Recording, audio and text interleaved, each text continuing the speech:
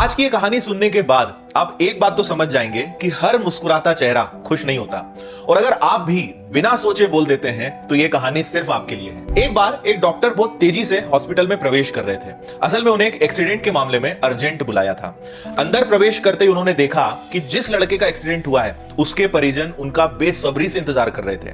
Doctor को देखते ही लड़के के पिता ने कहा कि आप अब आ रहे हैं, हम आपका कब से इंतजार कर रहे हैं, आप लोग अपनी ड्यूटी अच्छे से क्यों नहीं करते? अगर मेरे बेटे को कुछ हुआ तो उसके जिम्मेदार सिर्फ और सिर्फ आप होंगे। डॉक्टर ने यह सब सुनकर कहा, मुझे माफ कर दीजिए, मैं हॉस्पिटल में नहीं था, मुझे जैसे ही फोन आया उसके बाद जितना तेजी से हो सकता था मैंने हॉस्पिटल आने की कोशिश की। आप प्लीज शांत हो जाइए, घबराइए मत। लड़के के पिता ने कहा, ऐसे कैसे हम शांत हो जाएं? आपका बेटा होता तब भी क्या आप ऐसी बात करते?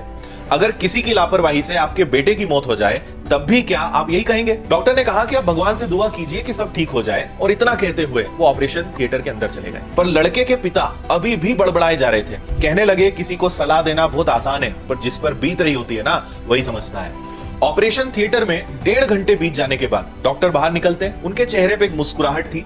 उन्होंने सभी परिजनों से कहा कि आपका बेटा खतरे से बाहर है। यह सुनकर सारे परिजन काफी खुश हुए और डॉक्टर से और सवाल करने लगे कि डॉक्टर साहब, हमारा बेटा कब तक ठीक हो जाएगा, हम उसे घर कब तक ले जा सकते हैं? पर डॉक्टर जिस तेजी से आए उसी तेजी से वापस जाने लगे और उन्होंने कहा कि अब बाकी सारे प्रश्न आप नर्स से पूछ लीजिए, मुझे अर्जेंट जाना है। वहीं पास में खड़ी नर्स से परिजनों ने कहा कि इस डॉक्टर को इतना घमंड क्यों है, क्या ये 2 मिनट रुक के हमारे प्रश्नों के जवाब नहीं दे सकते थे? नर्स की आंखों में आंसू थे। उसने दर्द भरे स्वर में कहा कि दरअसल आज सुबह ही डॉक्टर साहब के बेटे की एक दर्दनाक एक्सीडेंट में मौत हो गई है, और जब हमने उन्हें फोन लगाया तब वो अपने बेटे का अंतिम संस्कार ही करने जा रहे थे, पर वो यहां आए और आपके बेटे का इलाज करने के बाद अब अपने बेटे का अंतिम संस्कार करेंगे। यह सुनकर सारे परिजन निशब्द हो गए। दोस्तों, बहुत बार ऐसा होता है कि बिना पूरी स्थिति समझे हम तुरंत रिएक्ट कर देते हैं। हम अपने गुस्से, अपने डर में कभी कभी उन्हीं लोगों को चोट पहुंचा देते हैं जो वास्तव में हमारा ही भला चाह रहे होते हैं।